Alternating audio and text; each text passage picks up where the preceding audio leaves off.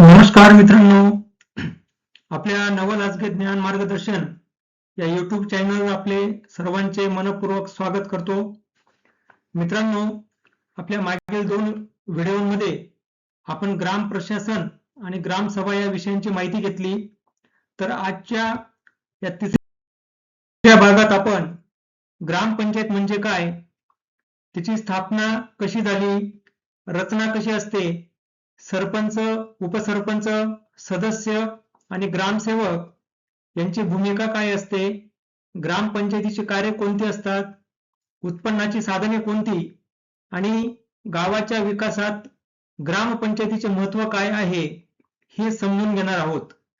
ही माहिती भारतीय संविधानातील 73वी घटना दुरुस्ती, महाराष्ट्र ग्रामपंचायत अधिनियम 1958 आणि संबंधित नियमांवर आधारित आहे. म्हणून हा व्हिडिओ सर्वांसाठीच उपयुक्त असा आहे. तर चला मग आजच्या आपल्या ग्रामपंचायत या विषयाला सुरुवात करूया.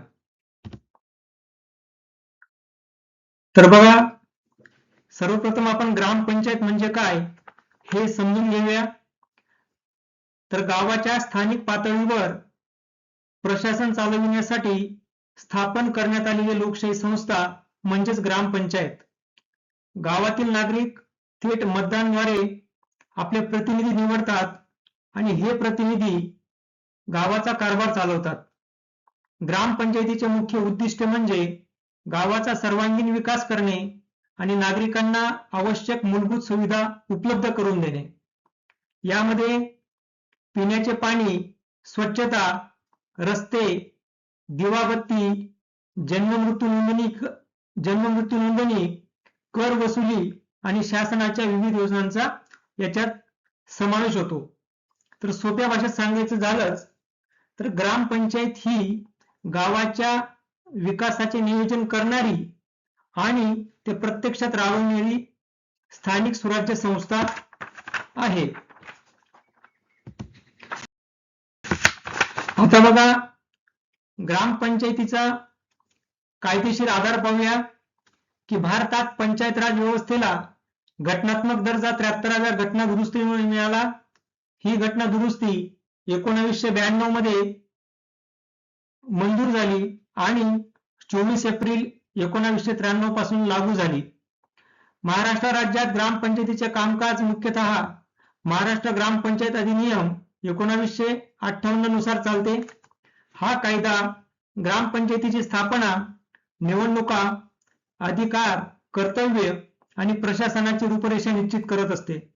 म्हणूनच ग्रामपंचायत ही केवळ एक संस्था नसून संविधान आणि राज्य कायद्याने मान्यता दिलेली स्थानिक स्वराज्य संस्था आहे.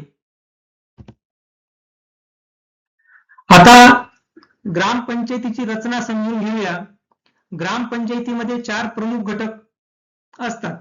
पहिला म्हणजे सरपंच, की जे ग्रामपंचायतीचे प्रमुख लोकप्रतिनिधी असतात.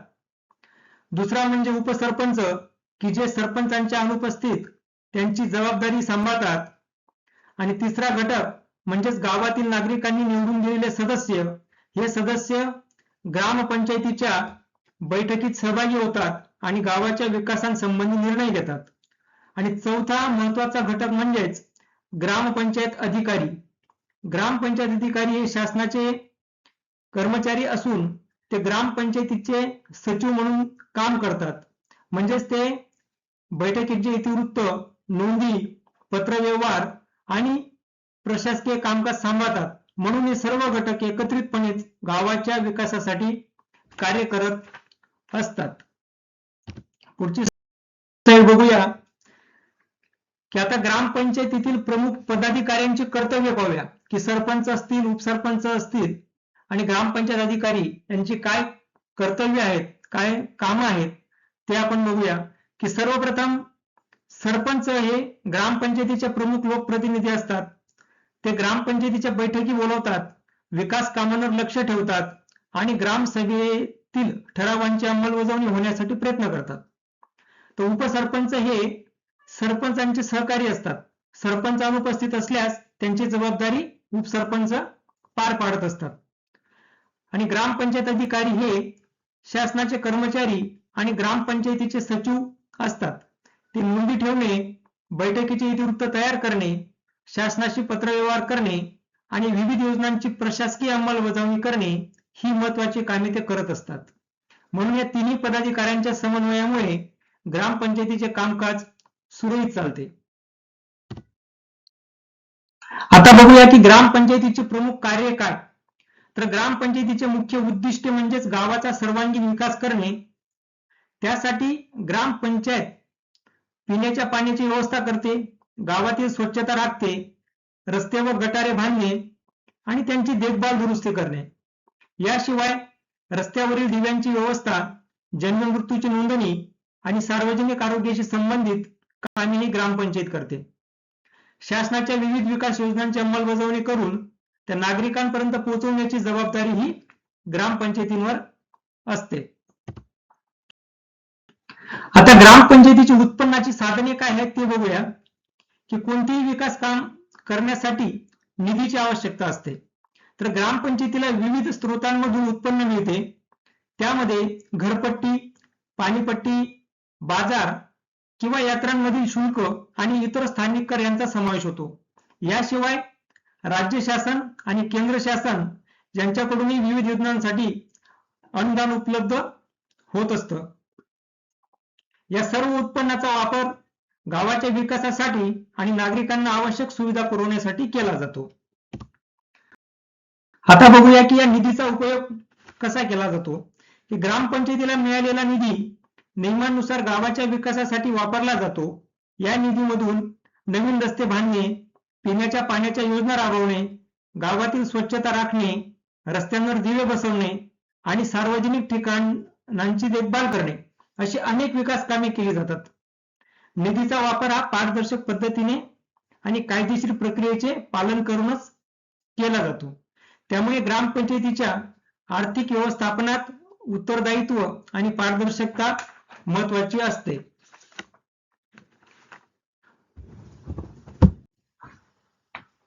मित्रांनो, आता शेवटी ग्रामसभा आणि ग्रामपंचायत यातील महत्त्वाचा फरक समजून घेऊया. की ग्रामसभा म्हणजे गावातील 18 वर्ष पूर्ण झालेल्या आणि मतदार यादीत नाव असलेल्या सर्व नागरिकांची सभा. जे की काल आपण जो व्हिडिओ अपलोड केलेला आहे त्याच्यामध्ये आपण ग्रामसभा विषय घेतला होता. त्यात देखील आपण हे नमूद केलेलं आहे. ग्रामसभा याचे पूर्ण व्हिडिओ त्याच्यामध्ये ग्रामसभेविषयी पूर्ण त्याच्यात दिलेलं आहे. तर ग्रामसभा ही गावातील सर्वोच्च लोकशाही संस्था मानली जाते. गावाच्या विकासाबाबत चर्चा करणे, सूचना देणे आणि विविध विषयांवर ठराव मंजूर करणे ही ग्रामसभेची महत्त्वाची भूमिका आहे. आणि दुसरीकडे ग्रामपंचायत म्हणजे ही नागरिकांनी निवडून दिलेल्या प्रतिनिधींची स्थानिक स्वराज्य संस्था आहे.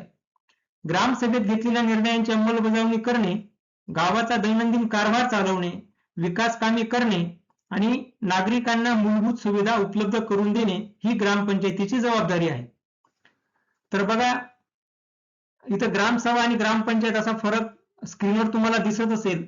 की ग्रामसभा म्हणजे सर्व मतदारांचा समावेश, सर्वोच्च लोकशाही संस्था, निर्णय व सूचना देते, विकास कामांवर चर्चा आणि लोकांचा थेट सहभाग असतो. तेच बघा ग्रामपंचायतमध्ये की निवडून आलेले सदस्य असतात, स्थानिक स्वराज्य संस्था निर्णयांची अंमलबजावणी करते, विकास कामे राबवते आणि लोकप्रतिनिधींद्वारे कामकाज चालतं. तर सोप्या भाषेत लक्षात ठेवूया की ग्रामसभा म्हणजे निर्णय घेणारी संस्था आणि ग्रामपंचायत म्हणजे निर्णयाची अंमलबजावणी करणारी संस्था. ही आपल्याला लक्षात ठेवायचं आहे. तर बघा मित्रांनो, आज आपण ग्रामपंचायत या विषयाची सविस्तर माहिती जाणून घेतली.